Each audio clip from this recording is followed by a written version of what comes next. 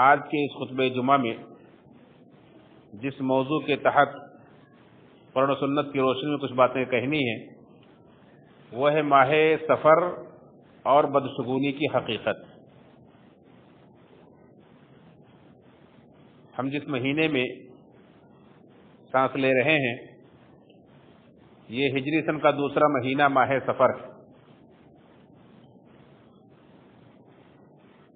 اور سفر اس کو ہم اردو بات چیت میں بھی استعمال کرتے ہیں جس کے معنی زیرو کے ہوتے ہیں، خالی کے ہوتے ہیں۔ جیسے انگلش میں ہم زیرو کہتے ہیں، اردو میں صفر کہتے ہیں۔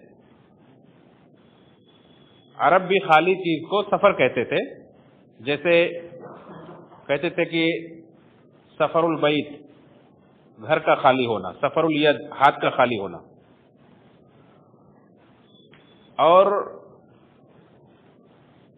اس سے پہلے کے جو 3 مہینے گزرے ہیں، محرم، اس سے پہلے ذوالحجہ، اس سے پہلے ذوالقعدہ، آپ اس سے پہلے خطبات میں سن چکے کہ یہ تینوں حرمت والے مہینے تھے جو حج کے لیے اللہ رب العالمین نے انہیں محترم قرار دیا ہے۔ اور حرمت والے مہینوں کے اندر قتل و قتال کرنے سے منع کیا اللہ رب العالمین نے،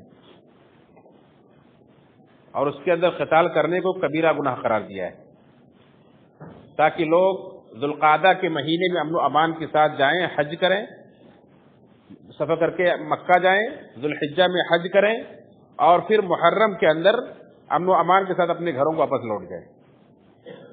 اور ہم یہ بات جانتے ہیں کہ مکہ کے اندر، عرب کے اندر جس وقت اللہ کے نبی صلی اللہ علیہ وسلم کی بعثت ہوئی اس وقت اتنی، آج بھی ویسے وہاں کھیتی باڑی بہت ہی محدود اور کم علاقوں میں ہوتی ہے، کوئی کھیتی باڑی نہیں، یا تو لوگ تجارت کرتے تھے اور یا تو اکثر قبیلوں کا گزر بسر لوٹ مار پہ، قتل و قتال پہ ہوتا تھا۔ ڈاکہ زنی کرنا ان کا پیشہ تھا، آتے جاتے قافلوں کو لوٹ لینا، اور اسی طرح سے ایسے ہی دیگر باتوں کے لیے لڑنے جھگڑنے میں بڑے مشہور تھے، بات بات پر جنگ چھڑ جاتی تھی۔ لیکن ساری خرابیوں کے باوجود ایک خوبی ان کے اندر یہ تھی کہ حرمت والے مہینوں کا وہ بھی پاس و لحاظ رکھتے تھے۔ معاشرت کی بہت ساری چیزیں تھیں جن کا وہ بہت ہی زیادہ پاس و لحاظ رکھتے تھے، انہیں میں سے حرمت والے مہینوں کا بھی ہے۔ اسی لیے جب ایک صحابی سے غلطی سے ایک قتل ہو گیا حرمت والے مہینے میں تو مکہ کے مشرکین نے بڑا واویلا مچایا، حالانکہ خود ان کی زندگیاں بہت ساری برائیوں میں ڈوبی ہوئی تھی، لیکن حرمت والے مہینے کی حرمت جب پامال ہوئی تو انہیں بڑی تکلیف ہوئی اور بہت واویلا مچایا۔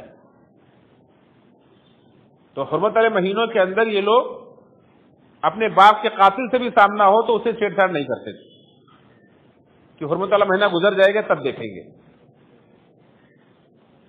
تو اب 3 مہینہ ایک ساتھ حرمت والا ہے، اور 3 مہینہ ان کے لیے صبر کرنا بڑا مشکل ہوتا تھا۔ اس لیے ایک اور برے رواج کے لوگ شکار تھے کہ کبھی کبھی وہ مہینوں کو آگے پیچھے بھی کر لیا کرتے تھے، جسے نسی کہا جاتا ہے۔ اللہ رب العالمین نے اس کی بھی تردید فرمائی، اس نے فرمایا کہ یہ بھی کفر میں اضافہ ہے، اس لیے کہ اللہ رب العالمین کی حرمت کو توڑ کر اپنے طرف سے کسی مہینے کو حرمت اللہ قرار دینا اور اللہ کی حرمت کو حلال کر لینا، یہ تو منمانی ہے، یہ تو اللہ رب العالمین کے قانون سے بغاوت ہے۔ خیر، تو 3 مہینے حرمت والے جب گزرتے تھے تو اس کے بعد سفر کا مہینہ جب شروع ہوتا تھا تو یہ اپنے گھروں سے نکل جاتے تھے لوٹ مار کرنے کے لیے، اس لیے گھر ان کے خالی ہو جاتے تھے۔ تو گھر خالی ہو جاتے تو کہتے یہ مہینہ سفر کا ہے۔ یا اسی طرح سے بعض علماء نے یہ بات بھی کہی ہے کہ یہ جب لوٹ مار کے لیے نکلتے تھے تو جس گھر میں ڈاکہ ڈالتے تھے پورا گھر خالی کر دیتے تھے، آدمی کو زیرو پر لے آتے تھے تو کہتے گھر خالی ہو گیا ہے۔ تو اس لیے اس مہینے کا نام سفر ہے۔ لیکن اس مہینے کے تعلق سے زمانے جاہلیت میں مشرکین کے ہاں بدعقیدگی بھی پائی جاتی تھی، اسے یہ لوگ اس مہینے کو منحوس سمجھتے تھے، اس سے بدشگونی لیتے تھے، گھروں کے خالی ہونے سے بدشگونی لیتے تھے، یا اسی طرح سے اس میں لوٹ مار زیادہ کرتے تھے، لوگ ڈاکے پڑتے تھے، لوگ اس مہینے کو منحوس سمجھتے تھے. اور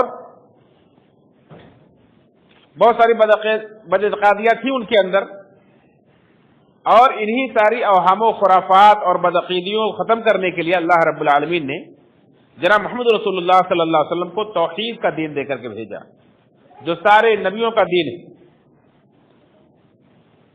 یہ جو ابراہیم علیہ السلام کے لائے ہوئے دین میں، دین توحید میں جو کچھ انہوں نے رسم و رواج کے نام پر، اپنے اوہام و خرافات کے نام پر بہت سارے بدعقیدگیاں پیدا کر لی ہیں اور پھیلا دی ہیں، ان کی اصلاح کی جائے. چنانچہ اللہ کے نبی صلی اللہ علیہ وسلم نے اللہ رب العالمین کے بھیجے گئے قرآن کے ذریعے سے، احادیث کے ذریعے سے اللہ کے نبی صلی اللہ علیہ وسلم نے جہاں انہیں ایک طرف توحید کی دعوت دی. آپ قرآن کریم پڑھیں، قرآن کریم کس طرح سے توحید کے مسئلے کو واضح کر کے کھول کھول کر بیان کرتا ہے. چنانچہ ابھی جو میں نے خطبہ مسنونہ کے بعد آج تلاوت کی ہے، جو سورہ فاطر کی آیت نمبر 4 ہے، اللہ رب العالمین نے فرمایا ما یفتح اللہ للناس من رحمت فلا ممسک له وما یمسک فلا مرسل له من بعده وهو العزیز الحکیم. کہ اللہ رب العالمین کسی لوگوں میں سے کسی کے لیے اگر اپنی کوئی رحمت کھول دے، اس کا فیصلہ کر دے کہ فلاں کوئی رحمت ملنی ہے، فلا ممسک لہا، تو اس رحمت کو کوئی بھی روکنے والا نہیں. وما یمسک فلا مرسل له من بعدہ، اور اللہ رب العالمین کسی سے اپنی کوئی رحمت روک لے تو اس کے بعد پھر کوئی اس کو کھولنے والا نہیں، کوئی نہیں جو اللہ رب العالمین کی اس روکی ہوئی رحمت کو جاری کر دے. وہو العزیز الحکیم، اللہ رب العالمین کی ذات غالب ہے، حکمت والی ہے. تو اللہ رب العالمین نے کس طرح سے یہ شبہ، بالکل یہ بدشگونی، یہ اوہام و خرافات ذہنوں سے دور کرنے کے لیے بالکل واضح اور دو ٹوک انداز میں فرما دیا کہ پورا پاور، پورا اختیار صرف اللہ رب العالمین کے پاس ہے. اللہ رب العالمین اگر کسی کے لیے کوئی رحمت کھول دے تو دنیا میں کوئی دوسری ہستی ایسی نہیں جو اس کو جاری کر سکے، اس کو بند کر سکے. اور اللہ رب العالمین کسی کے لیے کوئی اگر رحمت بند کر دے تو پھر دنیا میں کوئی دوسری ہستی نہیں جو اس کو کھول سکے. اس طرح کی اور بہت ساری آیات، جیسے سورہ اعراف کی آیت نمبر 188 میں اللہ نے فرمایا کہ نبی کریم صلی اللہ علیہ وسلم سے کہلوایا کہ آپ اللہ کے نہ صرف یہ کہ بھیجے ہوئے ایک آخری رسول ہیں، بلکہ رسولوں کے امام ہیں، تمام اولاد آدم کے سردار ہیں، اللہ رب العالمین کے سب سے مقرب بندے ہیں، سب سے محبوب ہیں. اتنا اونچا مقام پانے کے باوجود بھی اللہ رب العالمین نے آپ کی حیثیت کو بھی واضح کرتے ہوئے فرمایا قل، اے نبی آپ یہ اعلان کر دیجئے، آپ یہ کہہ دیجئے لا املک لنفسی نفعا ولا ضرا الا ما شاء اللہ.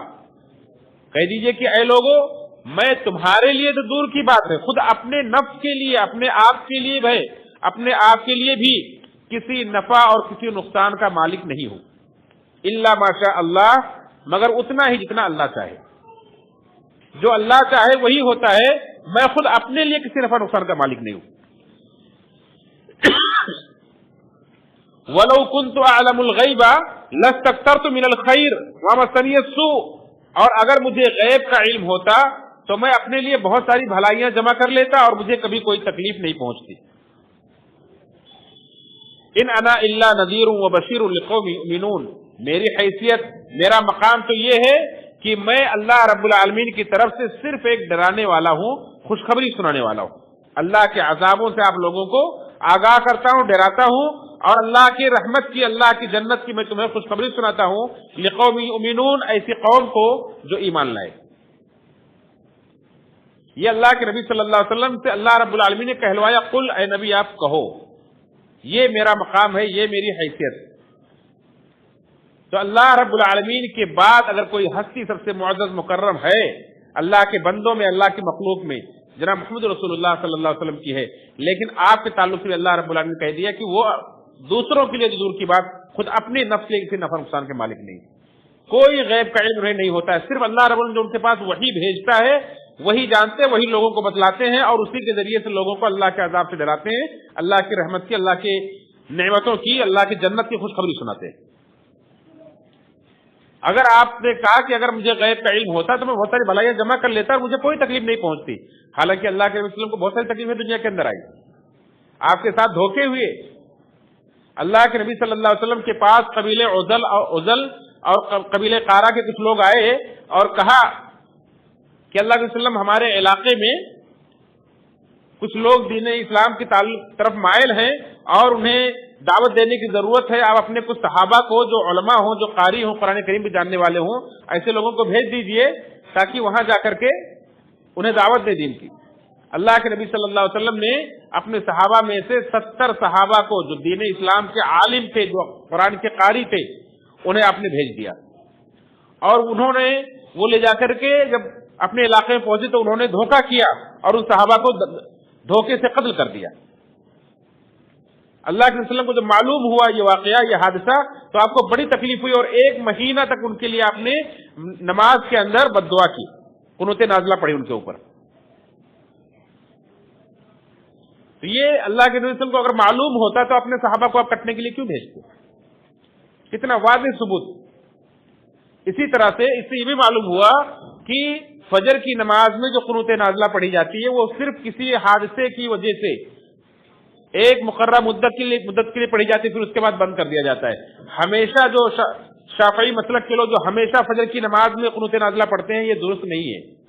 اللہ کے نبی صلی اللہ علیہ وسلم نے 1 مہینہ پڑھی، صحیح بخاری کی روایت ہے، اس کے بعد آپ نے بند کر دی۔ خیر، اس طرح سے اور بہت ساری آیتیں اللہ رب العالمین نے کہلوایا کہ قل، اے نبی آپ کہہ دیجئے، لن یصیبنا الا ما كتب اللہ لنا، آپ کہہ دیجئے کہ ہمیں ہرگز کوئی چیز، کوئی تکلیف نہیں پہنچ سکتی، الا ما كتب اللہ لنا، مگر اتنا ہی جتنا اللہ نے ہمارے لیے لکھ دیا ہے۔ ہوا مولانا، وہی ہمارا مددگار ہے، وعلی اللہ فلیتوکل المؤمنون، اور اللہ ہی پر مومنوں کو بھروسہ کرنا چاہیے۔ یہ سورہ توبہ کی آیت نمبر 51۔ ایسے ہی اللہ کے نبی صلی اللہ علیہ وسلم نے امت کو سکھانے کے لیے بہت ساری تعلیم دی، یہاں تک کہ آپ نے جو دعا سکھلائی ہے، ہم فرض نمازوں کے بعد جو دعائیں پڑھتے ہیں، اذکار پڑھتے ہیں، ان میں سے ایک دعا ہے اللہم لا مانع لما اعطیت ولا معطی لما منعت، اے اللہ جس کو تو دے اس کو کوئی روکنے والا نہیں۔ اللہم لا مانع لما اعطیت، اے اللہ جس کو تو دے اس کو کوئی روکنے والا نہیں، ولا معطی لما منعت، اور جس کو تو روک دے اس کو کوئی دینے والا نہیں۔ کتنی واضح دو ٹوک تعلیم اللہ کے نبی صلی اللہ علیہ وسلم کہ سارے نفع نقصان کا مالک اللہ ہے، کسی کو مشکل کشائی کرنے والا اللہ ہے، حاجت روائی کرنے والا اللہ ہے، اولاد دینے والا، خزانے دینے والا اللہ ہے۔ قرآن کریم کے اندر اللہ رب العالمین بہت کھول کھول کر بیان کر دیا ہے۔ اللہ کے نبی صلی اللہ علیہ وسلم اپنے چچا کے بیٹے عبداللہ بن عباس رضی اللہ تعالیٰ عنہما کو اپنے پیچھے سواری پر بٹھائے ہوئے ہیں اور کہہ رہے ہیں کہ بچے میں تمہیں کچھ باتیں سکھلاتا ہوں، انہیں یاد رکھو، اور ان میں بہت ساری باتیں سکھلاتے ہیں۔ انہیں کہتے ہیں کہ دیکھو تم اللہ کو یاد رکھو، اللہ تمہیں یاد رکھے گا، تم اللہ کے دین کی حفاظت کرو، اللہ تمہاری حفاظت کرے گا، اور جب بھی تمہیں مدد مانگنی ہو تو اللہ سے مدد مانگو، جب بھی تمہیں سوال کرنا ہو تو اللہ رب العالمین سے سوال کرو۔ اور آخر میں اعظم فرماتے ہیں وَاعْلَمْ، اور اس بات کو جان لو، أَنَّ الْأُمَّةَ لَوْ اجْتَمَعَتْ عَلَىٰ أَن يَنفَعُوكَ، اس بات کو جان لو اچھی طریقے سے کہ اگر ساری امت مل کر تمہیں کوئی نفع پہنچانا چاہے تو نہیں پہنچا سکتی مگر اتنا ہی جتنا کہ اللہ نے تمہارے لیے لکھ دیا ہے۔ پوری امت مل کر کے آپ کے لیے چاہے کہ کچھ بھلا کر دے، کوئی فائدہ پہنچا دے تو نہیں پہنچا سکتی، اتنا ہی کر سکتے لوگ جتنا اللہ رب العالمین نے آپ کے لیے لکھ دیا ہے۔ اسی طرح سے اگر ساری امت مل کر کے اگر آپ کو کوئی نقصان پہنچانا چاہے تو نہیں پہنچا سکتی مگر اتنا جتنا اللہ نے آپ کے لیے لکھ دیا ہے۔ قلم خشک ہو چکے، صحیفے خشک ہو چکے ہیں، قلم اٹھا لی گئی۔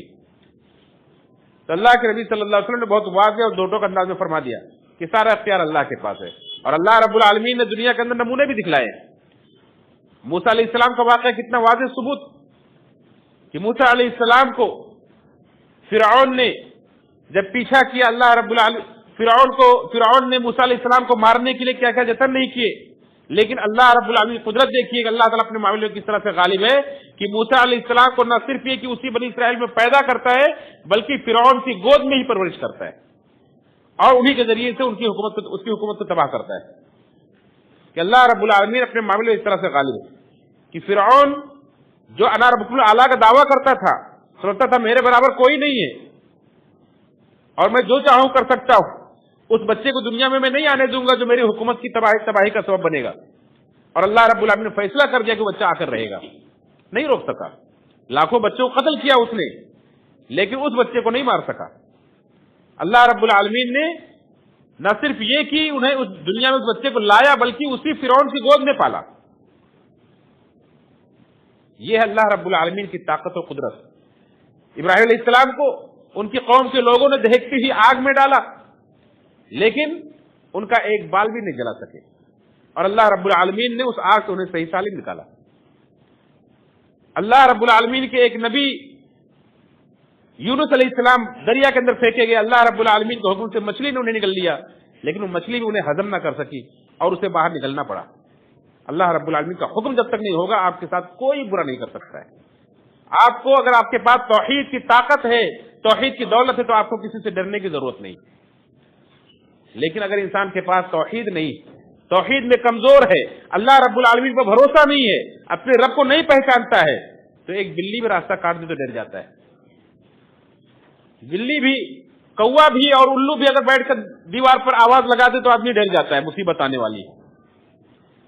یہ وہم پرستی ہے، یہ خرافات ہے، یہ شیطانی وسوسہ ہے جو انسان اس کا شکار ہو جاتا ہے۔ کیوں؟ قرآن سے تعلق کمزور ہے، اللہ رب العالمین کو نہیں پہچانتا۔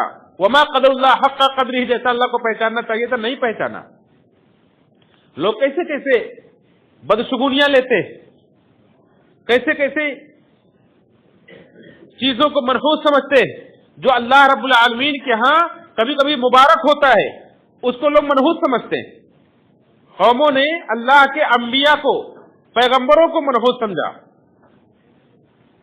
اللہ رب العالمین نے اس کا ذکر کیا کہ ان کے اوپر جب کوئی مصیبت آتی تھی تو کہتے تھے کہ یہ ان پیغمبروں کی وجہ سے آئی، جیسے کہ اللہ رب العالمین نے قرآن کریم کے اندر ذکر کیا ہے فرعون کا واقعہ، قوم ہود کا واقعہ اللہ رب العالمین نے ذکر کیا ہے، اور سورہ یاسین کے اندر ان تینوں پیغمبروں کا واقعہ جو ایک بستی کے اندر ڈرانے کے لیے بھیجے گئے تھے، ان سے انہوں نے بدشگونی لی۔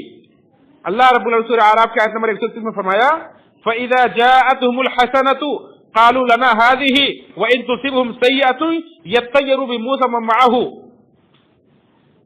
کہ فرعون کی قوم کو جب کوئی خوشی حاصل ہوتی تھی، بھلائی ملتی تو کہتے ہم تو اس کے مستحق کہ ہماری وجہ سے ہمیں مل رہا ہے، اور جب کوئی تکلیف ان کے اوپر آتی تھی تو کہتے تھے یَطَّيَّرُوا بِمُوسَىٰ وَمَن مَّعَهُ، تو موسیٰ علیہ السلام اور ان کے اوپر ایمان لانے والے بنی اسرائیل کے اوپر ان کی طرف منسوخ کرتے تھے، ان سے بدشگونی لیتے تھے، یہ تو ان کی وجہ سے آئی، یہ لوگوں کی وجہ سے آتی ہے۔ ایسے اور بہت ساری آیات ہیں جو جن کے اندر اللہ رب العالمین نے ذکر کیا کہ اس طرح سے مشرکین اور کفار اس طرح سے کرتے ہیں۔ حالانکہ بہت سارے کلمہ پڑھنے والے بھی انہی کے دیکھا دیکھی، انہی کے ماحول میں رہ کر بہت ساری چیزیں سیکھ جاتے ہیں۔ کسی گھر میں کوئی بچہ پیدا ہوا اور اتفاق سے باپ کا انتقال ہو گیا یا ماں کا انتقال ہو گیا، کہیں گے بڑا بچہ بڑا منحوس، آتے ہی باپ کو نگل گیا، ماں کو نگل گیا، اپنے بچوں کو اس سے دور رکھو، اپنے گھر میں اس کو مت آنے دو، بڑا منحوس ہے، بدشگونی لیتے ہیں۔ حالانکہ وہ یتیم ہے، وہ اللہ کے نزدیک اتنا معظم ہے، اتنا بابرکت ہے کہ وہ گھر سب سے بہتر گھر جس گھر کے اندر کسی یتیم کی پرورش ہوتی ہے۔ اللہ کے نبی صلی اللہ علیہ وسلم نے فرمایا کہ انا وقافی یتیم کا ہاتینی، کہ میں اور قیامت کے دن میں اور یتیم کی کفالت کرنے والا دونوں اس طرح سے آئیں گے، جیسے دونوں انگلیاں برابر ہیں ایسے وہ میرے ساتھ جنت میں ہوگا۔ جو کسی یتیم کی پرورش کرتا ہے، اس کی خبر گیری کرتا ہے، اور آج اس کو منحوس سمجھا جاتا ہے۔ تو کبھی کبھی انسان جب وہم پرستی کا شکار ہوتا ہے تو مبارک چیزوں کو بھی منحوس سمجھ لیتا ہے۔ اسی طرح سے سفر کے مہینے کے تعلق سے بھی لوگوں کے اندر بڑی غلط فہمی پائی جاتی ہے، بڑی بدعقیدگی پائی جاتی ہے. کہیں گے سفر کا مہینہ بڑا منحوس ہے، اس کے اندر شادی بیاہ نہیں کرنی چاہیے. اس کے اندر خاص طور سے پہلے کی شروع کی 13 تاریخ تک، 1 تاریخ سے لے کر 13 تاریخ تک اس کو 13 تیزی مانتے ہیں. اس میں اچھا کام کی شروعات نہیں کرنی چاہیے، شادی بیاہ نہیں کرنی چاہیے، تو ٹوٹ جائے گا. کیا دوسرے مہینے میں جو شادیاں ہوتی ہیں اس میں نہیں ٹوٹتی؟ کیا دوسرے مہینے پریشانیاں نہیں آتی ہیں؟ لیکن یہ وہم پرستی ہے. اور اسی طرح سے سفر کے مہینے میں لوگ اس بدشگونی کو، اس نحوست کو دور کرنے کے لیے طرح طرح کے کام بھی کرتے ہیں. کہیں گے اس مہینے میں کثرت سے صدقہ خیرات کرو تاکہ اس کی نحوست سے ہم بچ جائیں. کہیں گے کہ کوئی بکرا کاٹے گا، کوئی کچھ کرے گا، اور کوئی سورہ مزمل کی ختم کرواتا اپنے گھر میں کہ اس کی نحوست سے بچ جائیں. اس طرح سے صدقہ کرنا، قرآن کریم کی تلاوت کرنا سال کے 12 مہینوں میں کبھی بھی آپ کے لیے حلال ہے، جائز ہے، بلکہ ثواب کا کام ہے. لیکن اس نیت سے کہ اس مہینے میں کریں گے تو یہ فائدہ ہوگا، یہ دین میں اضافہ ہے، بدعت ہے، جس کی تعلیم اللہ کے نبی صلی اللہ علیہ وسلم نے نہیں دی ہے. یہ سب وہم پرستی کی وجہ سے ایسا ہو رہا ہے. اللہ کے نبی صلی اللہ علیہ وسلم نے صاف تردید فرمائی ہے. اور کیا فرمایا کہ اللہ کے نبی صلی اللہ علیہ وسلم نے صحیح بخاری کی روایت سے فرمایا کہ لا عدوى ولا طیرۃ ولا حامۃ ولا سفر. 4 چیزوں کی تردید فرمائی. فرمایا کہ ولا لا عدوى، کوئی بیماری اللہ رب العالمین کے حکم کے بغیر کسی کو ایک دوسرے کو نہیں لگتی ہے. یعنی کوئی بیماری بذات خود متعدی نہیں ہے. جیسا کہ لوگ کہیں گے ٹی بی کا مریض اس کے پاس مت بیٹھو لگ جائے گی، یہ فلاں چیز کا کوڑ کا مریض اس کے پاس مت بیٹھو لگ جائے گی. سوچنا چاہیے کہ جو ڈاکٹر اس کا علاج کرتا ہے، جو ماں باپ اپنے بچے کی خدمت کرتے ہیں، ان کو کیوں نہیں ہوتا ہے؟ تو یہ جو عقیدہ اور ذہن میں پایا جاتا ہے یہ بھی زمانے جاہلیت کی پیداوار ہے. لہذا اللہ کے وسلم نے اس کی تردید فرمائی کہ کوئی بیماری متعدی نہیں ہے. مسلمانوں کو ایسا عقیدہ نہیں رکھنا چاہیے. اگر دل میں وسوسے آتے ہیں تو اللہ رب العالمین سے اس سے پناہ مانگے اور اس کو ختم کریں، اللہ پر بھروسہ کریں. اس کی دعائیں سکھلائی گئی، اللہم لا خیر الا خیرک ولا طیر الا طیرک ولا حول ولا قوت الا ولا الہ غیرک. اس طرح سے دعائیں سکھلائی گئی. اسی طرح سے دوسری بات آپ نے بیان فرمائی کہ ولا طیرۃ، اور بدشگونی کوئی چیز نہیں. لوگ بدشگونی بھی لیتے تھے کہ گھر سے کسی کام کے لیے نکلے، کسی نے چھینک دیا کام نہیں بنے گا، کسی نے ٹوک دیا کام نہیں بنے گا، بلی نے راستہ کاٹ دیا تو کام نہیں بنے گا. اسی طرح سے عرب میں لوگ نکلتے تھے اور سامنے کوئی پرندہ ہے تو اس کو اڑاتے تھے، اگر وہ بائیں طرف اڑ کر چلا گیا تو لوٹ آتے تھے، کام نہیں بنے گا. داہنے طرف چلا گیا اڑ کر تو کام بنے گا. اس طرح سے بدشگونیاں لیتے تھے. آپ نے اس کی تردید فرمائی کہ ولا طیرۃ، بدشگونی کوئی چیز نہیں، جائز نہیں ہے، نہیں کرنا چاہیے. ولا حامۃ، اور نہ ہی الو کا بولنا، کوئی معنی نہیں. الو کا بولنا یعنی کسی کے دروازے پر، کسی کی دیوار پر، گھر پر کوئی الو بیٹھ جائے تو لوگ ڈر جاتے ہیں کہ مصیبت آنے والی ہے. یا اگر وہ آواز لگا دے رات میں تو کہیں گے الو بول رہا ہے، اب مصیبت آنے والی ہے. یا اس طرح سے ایک عقیدہ یہ بھی پایا جاتا تھا کہ کسی کا قتل ہو گیا ہے تو اس کی روح الو بن کر کے گھومتی ہے، اور جب تک اس کا بدلہ نہیں لیا جائے گا اس کو چین نہیں ملے گا. جب اس کا بدلہ لے لیا جائے گا تو اس کو سکون مل جائے گا. اللہ تعالیٰ نے ایسی ساری رسم و رواج کی، ایسی سارے خرافات کی تردید فرما دی. ولا حامۃ، یہ روح کا پکارنا، یہ الو کا بولنا، یہ کوئی حیثیت نہیں رکھتا ہے، کوئی معنی نہیں رکھتا. ولا سفر، اور نہ ہی سفر کے منحوس، سفر کا مہینہ کوئی منحوس ہے. سفر کے مہینے کو منحوس سمجھنا یہ بھی غلط. تو کسی چیز سے بدشگونی لینا یا کسی مہینے کو، کسی وقت کو، کسی دن کو بالکل بھی منحوس سمجھنا یہ غلط. بہت سارے لوگ کہہ دیتے ہیں، زبان پر جاری ہوتا ہے، پتہ نہیں کون سے دن میں یہ کام شروع کیا تھا کام نہیں بنا، پتہ نہیں کون سے دن میں سفر کے لیے نکلا تھا کام نہیں ہوا، پتہ نہیں کس کا منہ دیکھ کر کے نکلا تھا کام نہیں ہوا. یہ ساری چیزیں جہاں ایک طرف اللہ رب العالمین کو تکلیف پہنچاتی. اللہ کے نبی صلی اللہ علیہ وسلم نے فرمایا کہ اللہ تعالیٰ فرماتا ہے یؤذینی ابن آدم، ابن آدم مجھے تکلیف پہنچاتا ہے۔ کیسے تکلیف پہنچاتا ہے؟ وہ زمانے کو برا بھلا کہتا ہے کہ فلاں مہینہ برا ہے، فلاں دن برا ہے، فلاں وقت برا ہے، زمانے کو برا بھلا کہتا ہے، حالانکہ زمانے کو میں ہی ادھر بدل کرتا ہوں۔ اللہ رب العالمین ہی تو سارے دن نکالتا ہے، راتیں لاتا ہے، سارے مہینے لاتا ہے اور سارے سال لاتا ہے۔ اللہ رب العالمین ہی تو زمانہ ادھر بدل کرتا ہے۔ تو اگر کسی مہینے کو کوئی برا کہہ رہا ہے تو اللہ رب العالمین کو تکلیف پہنچاتا ہے۔ لہذا کوئی بھی دن، کوئی بھی لمحہ، کوئی بھی سال، کوئی بھی گھڑی منحوس نہیں ہوتی۔ یہ اپنے ذہن میں بٹھا لیجیے، کوئی بھی لمحہ منحوس، ہاں منحوس ہوتا ہے۔ ہر وہ لمحہ جس میں آپ اللہ کی نافرمانی کرتے ہیں، آپ کا وہ لمحہ آپ کے لیے منحوس ہے۔ اس کی نحوست سے بچیے، آپ کے اوپر پریشانی آ سکتی ہے۔ آپ اللہ کی نافرمانی کرتے ہیں، گناہ کرتے ہیں، آپ کے اوپر عذاب آ سکتا ہے۔ اللہ رب نے فرمایا وما اصابکم من مصیبت فبما کسبت ایدیکم، جو بھی تمہارے اوپر مصیبت آتی تمہارے اپنے ہاتھوں کی کمائی کی وجہ سے آتی ہے۔ اللہ رب العالمین قرآن کریم نے فرمایا کہ ظہر الفساد فی البر والبحر بما کسبت ایدی الناس، لوگوں کے گناہوں کی وجہ سے خشکی میں اور سمندر میں فساد پھیل گیا ہے۔ تو یہ جو نحوست آتی ہے، جو برائیاں آتی ہیں، ہمارے اور آپ کے گناہوں کی وجہ سے آتی ہے۔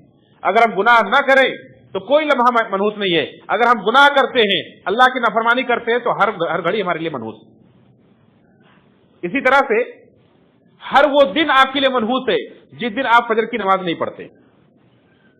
اللہ کے نبی صلی اللہ علیہ وسلم نے فرمایا کہ ہر روز جب انسان سوتا ہے تو شیطان اس کی گدی پر 3 گرہ لگا دیتا ہے، اور گرہ لگاتے ہوئے گویا کہ جادو کرتا ہے اور کہتا ہے کہ سو جا، رات لمبی ہے۔ اگر انسان اٹھتا ہے، دعا پڑھتا ہے، گرہ کھل جاتی ہے، وضو کرتا ہے، گرہ کھل جاتی ہے، نماز پڑھتا ہے، گرہ کھل جاتی ہے، اور انسان پورا دن چست و چالاک ہو کر کے دن گزارتا ہے۔ لیکن اگر نہ تو صبح فجر میں اٹھا، نہ دعا پڑھی، نہ وضو کیا، نہ نماز پڑھی، یہاں تک کہ سورج نکل آیا تو سویا پڑا رہ گیا، شیطان اس کے کانوں میں پیشاب کرتا ہے، چلا جاتا ہے، اور پورا دن وہ انسان نحوست کے ساتھ گزارتا ہے، وہ سست اور کاہل گزارتا ہے، اس کا دن وہ پورا خراب جاتا ہے۔ تو اگر ہم فجر کی نماز نہیں پڑھتے ہیں، آج جمعہ کا دن ہے، مبارک دن ہے، لیکن جس نے فجر کی نماز نہیں پڑھی اس کے لیے نحوست کا دن ہے۔ لیکن یہی جمعہ اگلے دن، اگلے سال، اگلے ہفتے جب آئے گا تو یہ منحوس نہیں ہوگا۔ کیوں؟ اگر آپ نے جمعہ کی نماز، فجر کی نماز پڑھ لی تو آپ کے لیے بہتر دن ہوگا۔ تو دن کوئی خراب نہیں ہوتا ہے، آپ کے اعمال سے خراب کرتے ہیں، اور وہ صرف اس شخص کے لیے خراب ہوتا ہے جس نے وہ جرم کیا ہے، سب کے لیے نہیں ہوتا ہے۔ جس نے فجر کی نماز ادا کر لی وہ دن اس کے لیے بہتر دن، وہ چست و چالاک گزارے گا، وہ بہت ساری بھلائیاں پالے گا۔ تو اس حقیقت کو، اس نقطے کو ہمیں سمجھنے کی ضرورت۔ اور بھی بہت ساری باتیں ہیں میرے بھائیو۔ اللہ کے رسول صلی اللہ علیہ وسلم نے ہمیں دعا سکھلائی، ہمیں وہ دعا پڑھنی چاہیے۔ اگر اس طرح کے خیالات ہمارے ذہن و دماغ میں آتے ہیں تو یہ دعا پڑھ کر کے اپنے دل کو صاف کر لینا چاہیے۔ مسند احمد کی روایت ہے، اللہ نے فرمایا اللہم لا خیر الا خیرک، اے اللہ کوئی بھلائی نہیں مگر تیری بھلائی، یعنی تو جس کو بھلائی عطا کرے اسی کے پاس بھلائی، باقی کسی کے پاس کوئی بھلائی نہیں ہے۔ ولا طیر الا طیرک، اور کوئی بدشگونی نہیں ہے، یعنی کوئی انسان کسی لیے کوئی برا عمل نہیں ہوتا ہے سوائے اس کے جس کے لیے تو برا کر دے۔ تو اللہ رب العالمین جس کے لیے برا کر دے، اللہ رب العالمین جس کے لیے فیصلہ کر دے کہ اس کے اعمال کی وجہ سے اس کو یہ برائی ملنے والی ہے، تو کوئی اسے ٹالنے والا نہیں، جیسا کہ آپ آئے سن چکے ہیں، تو اسی کے لیے برائی ہے۔ ولا الہ غیرک، اور تیرے سوا کوئی معبود برحق نہیں۔ ایسے ہی ابو داؤد کی روایت ہے اللہم لا یاتی بالحسنات الا انت، اے اللہ بھلائیوں کو تو ہی لاتا ہے، تیرے سوا کوئی بھلائیوں کو لانے والا نہیں۔ ولا یدفع السیئات الا انت، اور اے اللہ برائیوں کو دفع کرنے والا، ختم کرنے والا کوئی نہیں ہے سوائے تیرے، تو ہی برائیوں کو ختم کرتا ہے۔ ولا حول ولا قوت الا بک، اور اللہ تیرے سوا کوئی بھی نہیں ہے جو کسی نیکی کی توفیق دے سکے، کسی برائی سے کسی کو روک سکے۔ تیری توفیق کے بنا، تیرے اجازت کے بنا کسی کو کوئی نیکی کرنے کی توفیق نہیں ملتی ہے، نہ کسی کو کسی برائی سے بچنے کی توفیق ملتی ہے۔ یہ ہے ایسی بدشگونیوں کو اپنے ذہنوں سے ختم کرنے کی دعا۔ اور ایک طریقہ اور ہے کہ اگر آپ کوئی کام کرنے جا رہے ہیں اور کسی نے آپ کو یہ पट्टी पढ़ाई, आपके जहन में वसवसा आया कि फला दिन है काम मत करो, फला महीना है काम मत करो, फला ने टोक दिया काम मत करो, तो आप जरूर वो काम करें, आप उसकी वजह से ना रुकें। अगर आप उसकी वजह से रुक गए तो आप गोया कि आपने शिर्क का इर्तिकाब किया। अल्लाह के रसूल फरमाया, मन रद्दतहु तियरतु फक़द अशरक, बदशुगूनी ने अगर किसी को उसके काम से रोक दिया तो उसने शिर्क किया। और शिर्क आप जानते हैं तमाम गुनाहों में सबसे बड़ा गुनाह है। इन्नल्लाह ला यग़फ़िरु अन युश्रका बिही, अल्लाह इस बात को कभी माफ नहीं करेगा उसके साथ शिर्क किया जाए। व यग़फ़िरु मा दून ज़ालिका लिमन यशा, शिर्क के अलावा जितने गुनाह हैं अल्लाह जिसके लिए चाहे माफ कर सकता है। और एक बड़ा नुकसान क्या है बदशुगूनी लेने वालों का, आप जानते हैं, आपने हदीस सुनी होगी, अल्लाह के नबी सल्लल्लाहु अलैहि वसल्लम ने एक बार सहाबे किराम के दरमियान खड़े होकर के फरमाया कि अल्लाह ताला ने मुझे तमाम उम्मतें दिखाई, तो मैंने बहुत सारे नबियों को देखा अपनी उम्मतों के साथ जा रहे हैं, किसी नबी के साथ 2 उम्मती है, किसी के साथ 1 है, किसी के साथ कोई नहीं है, इतने मैंने देखा बहुत बड़ी जमात है। तो मैंने कहा शायद मेरी उम्मत होगी, तो आपसे कहा गया कि नहीं, ये मूसा अलैहिस्सलाम की उम्मत, बहुत बड़ी उम्मत। उसके बाद फिर मुझसे कहा गया कि अब उफुक के एक तरफ देखो, मैंने देखा तो हम बहुत बड़ी तादाद थी, दूसरी तरफ कहा गया देखो तो देखा मैंने बहुत बड़ी तादाद थी, तो मुझे कहा गया कि ये आपकी उम्मत, यानी ये उम्मत सबसे ज्यादा होगी। और फिर आपसे कहा गया कि अल्लाह के वसल्लम आपकी उम्मत में 70,000 लोग ऐसे हैं जो बिना हिसाब किताब के जन्नत में जाएंगे। और इतना कहकर आप घर में चले गए। सहाबे किराम बातें करने लगे, वो कौन लोग हो सकते हैं? किसी ने कहा कि वो सहाबे किराम होंगे, हम अल्लाह के रसूल के सहाबा हैं, हम ही लोगों में से होंगे। किसी ने कहा नहीं, हम लोगों ने तो ज़माने जाहिलियत में शिर्क भी किया है, अभी इस्लाम में आए हैं, वो लोग होंगे जो इस्लाम में पैदा हुए, इस्लाम में मर गए, उन्होंने शिर्क नहीं किया है, वो लोग हो सकते हैं। इस तरह से और बातें लोगों ने की।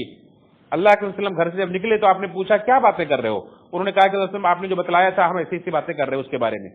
तो आपने फरमाया कि नहीं, वो लोग होंगे जो ना तो आग से दाग कर इलाज करते हैं, ना ही किसी से दम करवाते हैं, और ना ही बदशुगूनी लेते हैं, बल्कि वो अल्लाह पर भरोसा करते हैं। ये 4 काम जो लोग करते हैं। लोग जब कट जाता है तो लोग आग से दागते हैं, आग से दाग कर इलाज करना दुरुस्त नहीं। ऐसे ही किसी से दम करवाते हैं। उलमा ने कहा कि यहाँ शिरकिया दम जो लोग करते हैं उनसे दम नहीं करवाना चाहिए। जायज कुरान और हदीस की दुआओं से दम आदमी करवाए, यानी बीमारी में फूंक करवाए तो जायज है, लेकिन अल्लाह में भरोसे का तकाजा यह है कि आप किसी से कहें भी ना कि मुझे दम कर दो, ये भी अल्लाह पर मुकम्मल भरोसे का तकाजा है। तो इसमें जो आला क्वालिटी के मोमिनों का बयान है कि जो बगैर हिसाब किताब के जन्नत में दाखिल होंगे, ये वो हैं जो चाहे कितनी भी परेशानी आए वो किसी के पास ये पानी का बोतल लेकर नहीं जाते, किसी के पास जाकर सर नहीं झुकाते मुझे दम कर दो। आज तो जरा सी तकलीफ हुई लोग कहां कहां धागा बांध लेते, लटका लेते, हालांकि इससे मना किया गया। तो पहली सिफत यह कि वो दाग कर इलाज नहीं करते, दूसरी सिफत यह कि वो दम नहीं करवाते, तीसरी सिफत यह है कि वो लोग बदशुगूनी नहीं लेते हैं, बल्कि चौथी सिफत क्या है? यतवक्कलून अल्लाह, वो अल्लाह पर भरोसा करते हैं। तो अल्लाह पर भरोसा करें कि अल्लाह रब्बुल आलमीन वही हमें देगा, जो हमें वही तकलीफ पहुंच सकती है जितना अल्लाह ने हमारे लिए लिख दिया है, उसके अलावा हमें कोई तकलीफ नहीं पहुंच सकती। तो जो बंदा अल्लाह पर भरोसा करेगा इस तरह से, ऐसे लोग बगैर हिसाब किताब जन्नत में दाखिल होने वालों में शामिल हो सकते हैं, चाहे वो क़यामत तक आने वाले कोई भी हो।